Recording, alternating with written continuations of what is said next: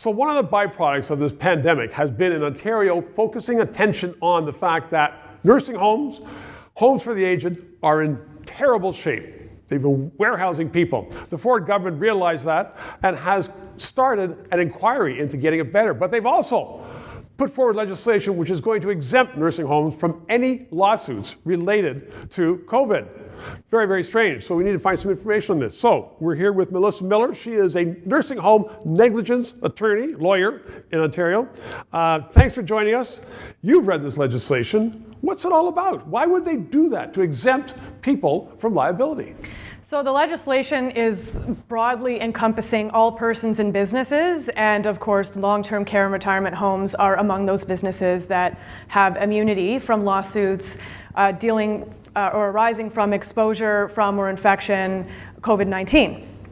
So, I mean, it's just not just for nursing homes, just for, a corner store. If somebody says, I got COVID from this corner store, they aren't going to get sued out of existence. Right. But there is an exemption. Yes. So the exception is gross negligence.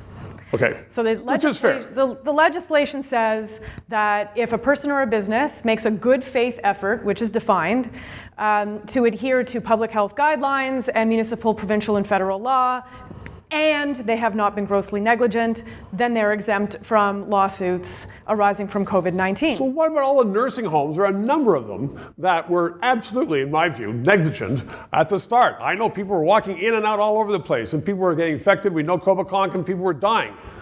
Right. So they are scot-free? They are, unless the families suing these homes can prove gross negligence, which is an entirely new legal standard in the context of this type of litigation. Our courts have not dealt with the gross negligence test in personal injury cases other than municipal sidewalk cases. So Melissa, does this mean that the nursing homes, and some of them are deplorable and have been deplorable, even if it's not related directly to COVID, they are off scot-free if this legislation goes through? If they are negligent but not grossly negligent, they will be off scot-free if this legislation passes. What does this mean for the future of that industry? If you ask me, with respect to COVID-19 cases, I think this is a license for homes to be negligent. Do you think the government is going to get that message after they see this tape with you? I certainly hope so. Well, I hope so too, because there are a lot of people that were people died, but also their families seriously impacted by negligent nursing homes. Right, and when you listen to Ford's announcements and question period, Ford wants to keep negligent nursing homes accountable.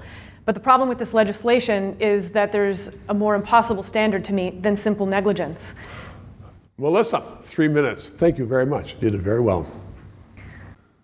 So thank you for watching. In response to many queries, I want you to know I don't always dress like Don Cherry. He dresses like me, sometimes.